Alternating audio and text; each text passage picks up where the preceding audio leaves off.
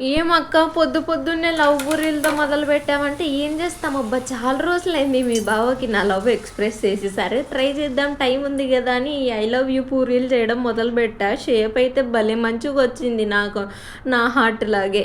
ఇంకా మొత్తానికైతే అన్నీ రెడీ చేసి మంచిగా అరేంజ్ చేసి పెట్టానండి. మా ఆయనకేమో దాన్నేమో నేను అవకాశం కోసం వాడుకుంటానని అనుకుంటున్నాడు.